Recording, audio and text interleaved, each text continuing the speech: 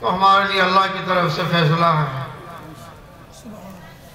ہمارے لیے اللہ کا فیصلہ ہے۔ فیصلہ کیا ہے؟ پکاؤ گے تم، کھائیں گے، یہ فیصلہ جو ہو گیا۔ پکاؤ گے تم اور کھائیں گے۔ کبھی دیکھا کسی مولوی کا ہاتھ جل گیا حلوے پکاتے ہوئے؟ نہیں جلا۔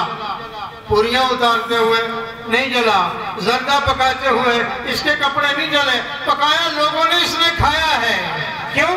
پروردگار کا وعدہ تھا، میرا محبوب وَأْمُرْ أَهْلَكَ بِالصَّلَاةِ، اپنے گھر والوں کو نماز کا حکم دو۔ لَا نَسْأَلُكَ رِزْقًا، تیرے ذمہ رزق کمانا نہیں ہے، رزق کے لیے چلنا پھرنا تیرے ذمہ نہیں ہے۔ امام الانبیاء سرور کون و مقام صلی اللہ علیہ وسلم کی مسجد میں ایک مانگنے والا آیا، اس نے صدا دی، بھوک نے میرا حشر کر رکھا ہے، زندگی کے ہر دم حالات مقدر ہوئے چاہتے ہیں میرے ساتھ کچھ تعاون کیا جائے۔ کوئی دیر گزر گئی، کوئی نہ اٹھا، نہ کسی نے حامی بھری میں دیتا ہوں۔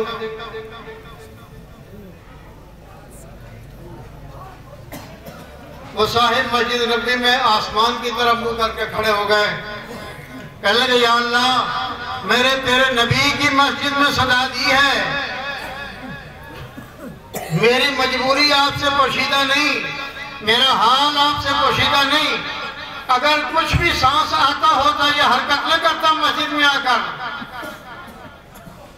دم واپسی ہے، حالات دیگر گوں ہیں، احوال نے مجھے پد مردہ کر دیا ہے، مجبور ہو کر باہر نکلا ہوں، میرا دینے والا کوئی نہیں۔ یا اللہ تیرے نبی کی مسجد میں مانگا، کسی نے کچھ بھی نہ دیا۔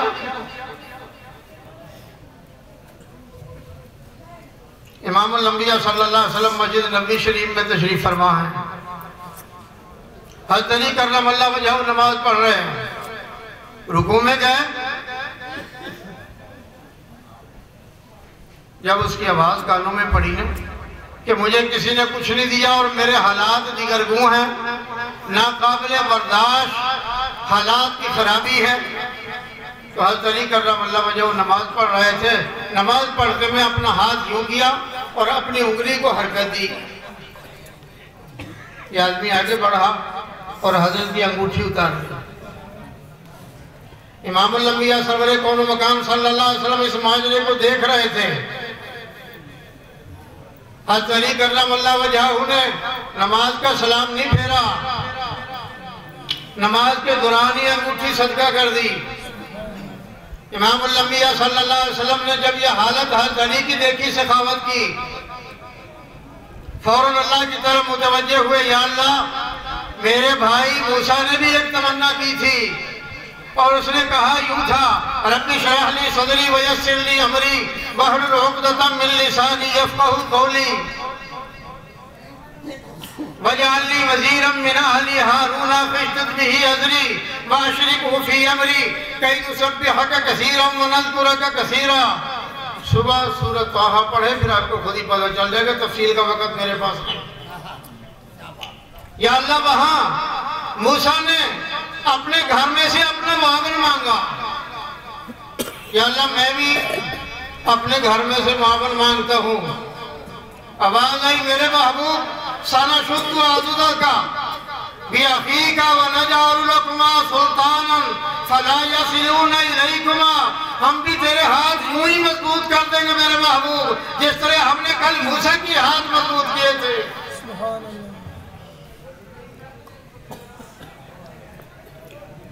اور دوسرا ارشاد ہوا انما ولیکم اللہ ورسولہ والذین آمنوا، جس کا دوست اللہ ہے، جس کا دوست رسول ہے، جس کا دوست ایمان لانے والے ہیں، اور ان کا حال کیا ہے؟ اللہ کے حضور جھکے ہوئے ہیں، نماز قائم کیے ہوئے ہیں، اللہ کے سامنے سجدہ ریز ہیں۔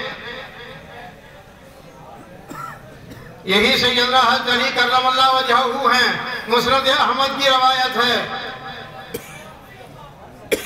امام الانبیاء صلی اللہ علیہ وسلم بیت اللہ تشریف لے گئے. فرمایا علی میرے ساتھ چپکے سے چلے آؤ, میں چاہتا ہوں بتوں کو گرا دیں. تشریف لائے اور حضرت علی کرم اللہ وجہہ کے کندھوں پر سوار ہونے لگے. حضرت علی نے عرض کیا یا رسول اللہ میرے کندھوں پر سوار ہو جائیں. امام الانبیاء صلی اللہ علیہ وسلم جب حضرت علی کے کندھوں پر سوار ہوئے انہوں نے زور لگایا. اٹھنے میں حضور صلی اللہ علیہ وسلم کو کمزوری محسوس ہوئی. امام الانبیاء سرور کون و مقام صلی اللہ علیہ وسلم نے ارشاد فرمایا علی ٹھہر جا, میں بیٹھتا ہوں تو میرے کندھوں پر سوار ہو. حضرت علی امام الانبیاء صلی اللہ علیہ وسلم کے کندھوں پر سوار ہوئے. حضرت علی فرماتے میری حالت یہ تھی کہ اگر میں آسمان کے کناروں کو ہاتھ لگانا چاہوں تو میرے لیے آسمان دور نہیں ہے. واعظ کی ہٹ دھرمی دیکھو یہ روایت بیان کرنے کے بعد کہتا ہے کہ سیدنا صدیق اکبر رضی اللہ تعالیٰ عنہ نے امام الانبیاء صلی اللہ علیہ وسلم کی نبوت کا بوجھ برداشت کر لیا. حضرت علی کرم اللہ وجہ حضور صلی اللہ علیہ وسلم کی نبوت کا بوجھ برداشت نہیں کر سکے. کیسی بات ہے, کس قدر بے دردی کی بات ہے. نبوت ایک وصف ہے, نبوت ایک کمال ہے جو اللہ نبی کو عطا فرماتے ہیں. اس کے بوجھ اور ثقالت کی بات نہیں ہوتی, اس کا صرف نبوت سے تعلق ہوتا ہے. اگر نبی پر نبوت کے بوجھ کی بات ہوتی, حضور صلی اللہ علیہ وسلم کو اگر معاذ اللہ حضرت علی نہیں اٹھا سکے, حضور صلی اللہ علیہ وسلم گدھے پر سوار ہیں, گدھے نے آپ کو اٹھایا ہے. آپ گھوڑے پر سوار ہیں, گھوڑے نے آپ کو اٹھایا ہے. اونٹ پر آپ سوار ہیں, اونٹ نے آپ کو سواری, آپ سوار ہوئے ہیں, اونٹ پر آپ سوار رہے ہیں. تو کیا مطلب ہے؟ حضرت ابوبکر صدیق رضی اللہ تعالیٰ پر آپ سوار ہوئے تو وہاں نبوت آ گئی تھی. نبوت تو ایک وصف ہے, ایک کمال ہے, ایسا تو نہیں. ایک صحابی کی عزت کرتا ہے, دوسرے کی تضحیق کرتا ہے. کہ حضرت ابوبکر صدیق نے حضور صلی اللہ علیہ وسلم کو اٹھا لیا اور حضور نے فرمایا علی تو نہیں اٹھا سکتا. یہ تو بات ہی جھوٹی ہے, حدیث میں سے کیوں ہے؟ کبھی نہیں سوچا کیا کہہ رہا ہوں. یہ وہی ہیں جن کا حال یہ تھا علم میں. امام الانبیاء صلی اللہ علیہ وسلم کی شاگردی میں انہوں نے اتنا پایا. سیدنا حضرت عبداللہ ابن عباس رضی اللہ عنہ فرماتے ہیں ان کی شان, عزت و عظمت ایسی ہے جو کچھ قرآن میں ان کے بارے میں بیان ہوا ہے, کسی اور کے بارے میں اس طرح بیان نہیں ہوا.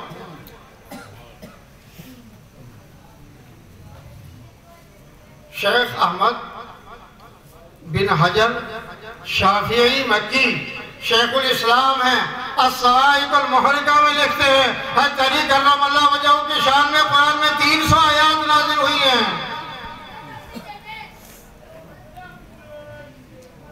ان کا حال کیا تھا؟ حال سن لیجئے.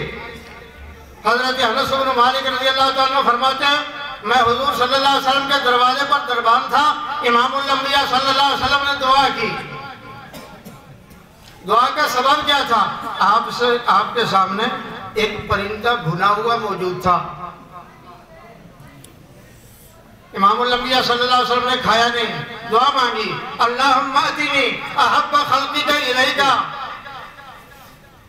یا اللہ میں یوں چاہتا ہوں کوئی ساری مخلوق میں بڑا جو آپ کا محبوب ہے اس کو بھیج دے.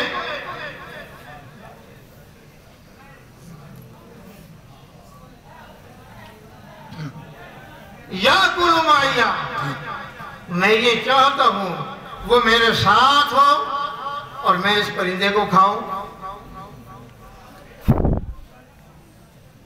حدیث میں آتا ہے فجاء علی, پھر حضرت علی کرم اللہ وجہہ آ گئے. فَأَكَلَهُ, پھر انہوں نے حضور صلی اللہ علیہ وسلم کے ساتھ مل کر یہ کھا لیا.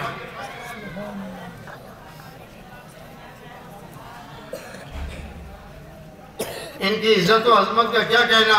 امام الانبیاء صلی اللہ علیہ وسلم نے ارشاد فرمایا اے علی انت منی بمنزلت ہارون من موسیٰ الا انہ لا نبی بعدی.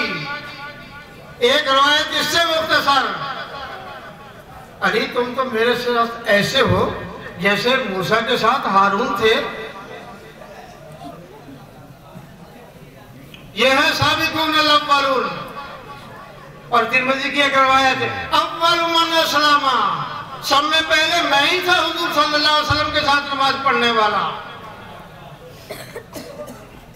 مسند احمد کی روایت اور ترمذی کی روایت کی علماء نے تطبیق یوں کی ہے، بچوں میں حضرت علی پہلے ایمان لائے ہیں، بزرگوں میں جوانوں میں حضرت ابو بکر پہلے ایمان لائے ہیں، عورتوں میں سب میں پہلے سیدہ خدیجہ الکبریٰ ایمان لائے ہیں سلام اللہ علیہ.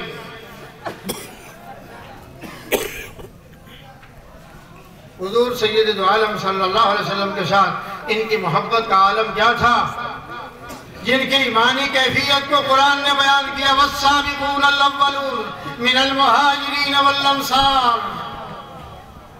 ایک روایت میں اس روایت کو اور طرح بھی بیان کیا گیا کہ ایک بار حضرت علی آئے، حضرت نے کہا چلے جاؤ، حضور صلی اللہ علیہ وسلم مصروف ہیں.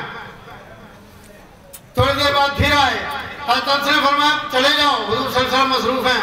تیسری بار پھر آئے، انہوں نے فرمایا چلے جاؤ، حضور صلی اللہ علیہ وسلم مصروف ہیں. چوتھی بار جب حاضر ہوئے تو انہوں نے کہا چل ٹھیک ہے آ جاؤ. تو آپ نے فرمایا علی تو نے آنے میں دیر کی. انہوں نے کہا یا رسول اللہ انس مجھے بار بار روکتے رہے. آپ نے فرمایا انس کیا بات تھی، کیوں روکتے تھے؟ انہوں نے کہا یا رسول اللہ میرے جی میں یوں تھا کوئی انصار میں سے آ جاتا، یہ خود انصار تھے نا، میرے یہ جی چاہتا تھا انصار میں سے کوئی آ جاتا، اس کو یہ درجہ محبوبیت حاصل ہوتا. اللہ سبحانہ وتعالیٰ ان حضرات کی محبت عطا فرمائے، ان حضرات کی اتباع نصیب فرمائے، ان حضرات کا تعلق نصیب فرمائے. ان کی محبت ہی نجات کا مدار ہے ہمارے لیے. سبحان ربک رب العزت عما یصفون وسلام علی المرسلین والحمد للہ رب العالمین. جی میں تو بہت کچھ تھا لیکن وقت کم تھا، طالب علم نے جو سمجھ میں آیا آج کا میرا اللہ اپنے فضل سے قبول فرمائے.